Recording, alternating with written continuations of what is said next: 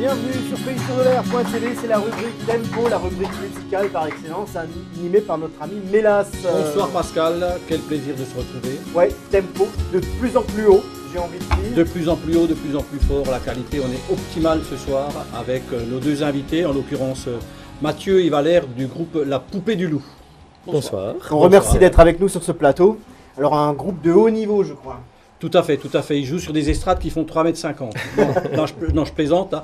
Mais plus sérieusement, c'est un groupe, je crois, qui se compose en ce moment de 5 musiciens qu'on va peut-être présenter. Oui, alors effectivement, le groupe, c'est une base de 5 musiciens dont certains sont connus dans la vallée, puisqu'il y a comme batteur c'est une petite particularité du groupe aussi, qui change d'instrument de temps en temps. On est tous multi-instrumentistes.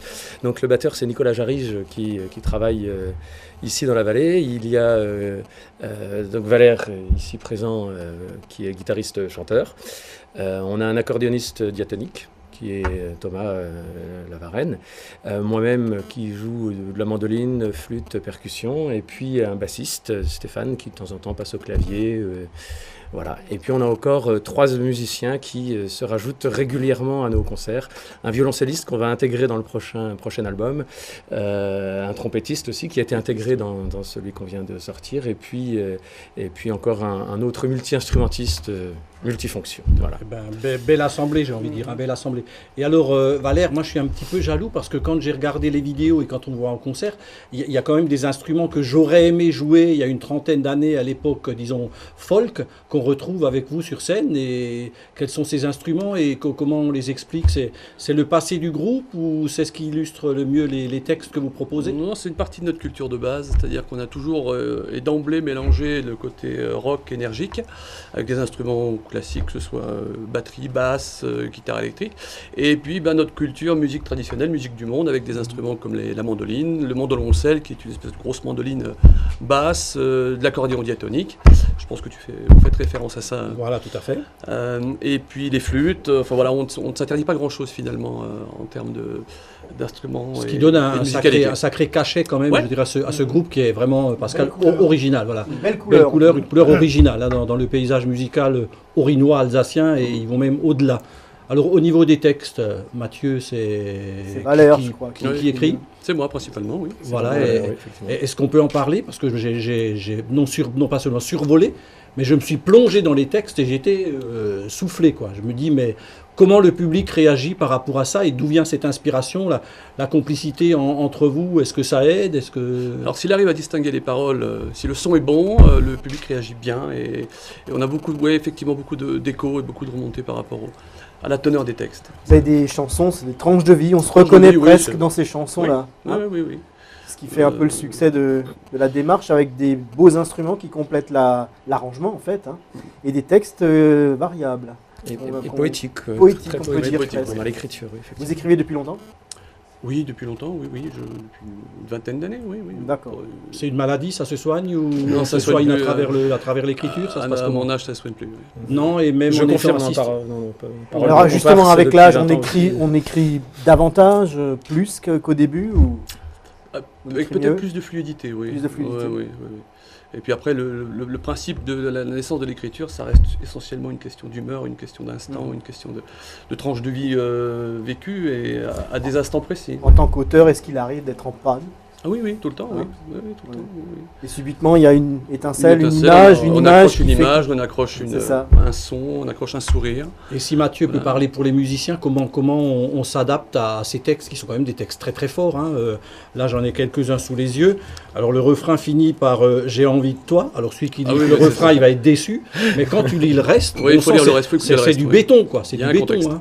C'est balèze. Et les musiciens là-dedans? Alors, les musiciens, on a toujours la volonté de mettre en avant les textes en les mettant en valeur avec les arrangements, parce que on est toujours un compositeur plus attitré sur tel ou tel morceau, mais ça reste une création de groupe, c'est-à-dire qu'on se retrouve en répétition et les musiques viennent par les apports des uns et des autres avec les différents instruments et les différentes influences musicales aussi qu'on peut avoir, parce que on a tous une grande expérience de la musique dans le groupe et on mélange tout ça. C'est un joyeux mélange. D'ailleurs, c'était le titre de notre premier album, ça s'appelait le Rituel Mélange, et Mhm. qui est totalement à l'image de ce qu'on fait. Et le dernier album qui est sorti en 2013. 2013, octobre quelques mois, 2013, oui. Donc lui, il est plus folk, plus rock, où on a trouvé une véritable identité. Ça se passe comment à votre niveau? Alors on est Comment toujours dans vous ce- le percevez vous On est toujours dans cette vraiment effectivement double influence. D'un côté les musiques folk, musique du monde, de l'autre côté les musiques rock avec jusqu'à la guitare électrique, hein. Et en même temps la chanson française. Donc c'est vraiment ces trois choses, deux pôles musicaux et puis la chanson qu'on met en valeur avec ça. Alors moi j'ai une question qui me brûle les lèvres. La poupée du loup, c'est un nom original. Alors comment est né ce nom? C'est un. Alors je le dois, de manière très pragmatique, je le dois à mon ancienne belle-mère qui un jour attrapé ma fille et lui a dit: viens là, toi, t'es coiffée comme la poupée du loup. Alors j'ai dit: pardon, est-ce que vous pouvez répéter ce que vous venez de dire? Bah ouais, quoi, c'est une expression de chez moi, en Franche-Comté. Être coiffé comme la poupée du loup, c'est ne pas être coiffé. Voilà. D'accord. C'est- voilà. Coiffé avec un pétard. Avec un Voilà, c'est pétard, ça. avec Avec les un pieds du clou, réveil. c'est enfin, ça. Voilà.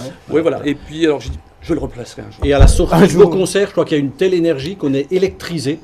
Et je crois que la plupart de ceux qui vont à vos spectacles, qui vont à vos concerts, qui sont quand même des concerts 1h30, 2 heures, disons, d'un véritable intense, show, ouais, ouais. ben, je crois ça décoiffe, quoi. Oui, ils ont l'air détendus, ravis, épanouis. Est-ce qu'on peut en profiter pour lancer un appel? Je crois qu'il y a des dates qui sont prévues et puis il Oui. reste des dates à prendre.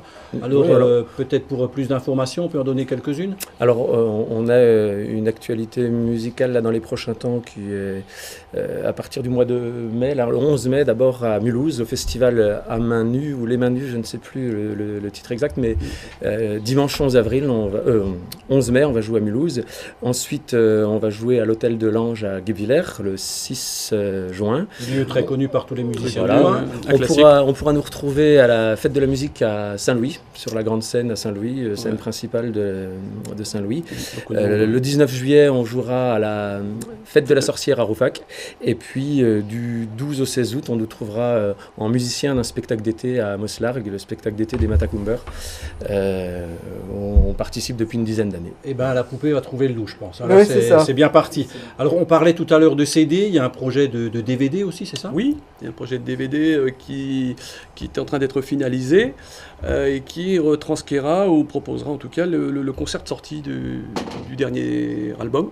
Voilà, 1h30 de spectacle. Alors, ouais, avant votre venue, moi j'ai plongé mon nez dans des dossiers, je dirais, secrets, et j'ai découvert un truc, nom de code Hercule. Est-ce Ah que, oui, est-ce ça que fait- en quelques mots, Allez, quelques mots. En quelques mots, bon, Ouais. qui se lance. En quelques mots, Hercule, c'est tout simplement un film, La légende d'Hercule, qui était actuellement peut-être encore dans les salles, qui est sorti le 19 mars en France, le 10 janvier aux États-Unis.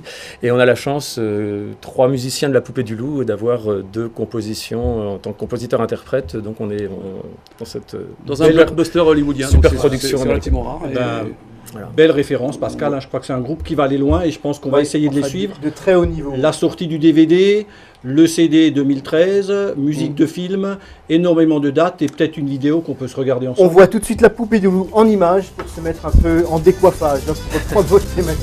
Allez, c'est parti. Elle a du chien, elle a du chien, bon sang. Pourtant qu'elle est féline. La mère sup ne m'aime pas, car j'ai les doigts crochus et tatoués sur les bras. Un bouton février. Les faits que tu me fais, comment te dire géant. Les faits que tu me fais, j'ai envie de toi. Hey!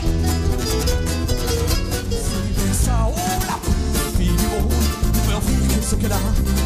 Promène un soir aux catacombes, l'opinion que tu as de toi, la plus belle fille du monde. Madame,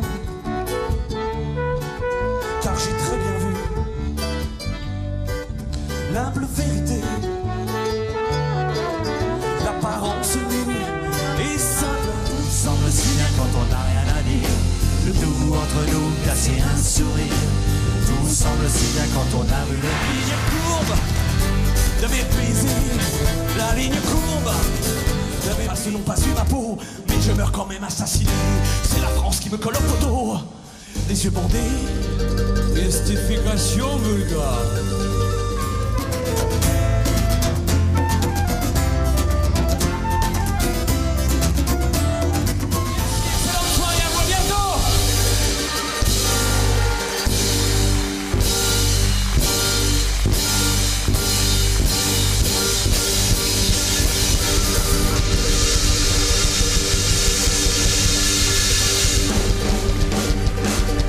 Ah, quelle énergie, la poupée du loup. La poupée du loup, donc on les a vus en extrait sur quelques images de concert. Également donc le fameux album qu'il faut avoir absolument parce que c'est génial. Bravo pour les textes, bravo pour la musique, bravo pour l'énergie.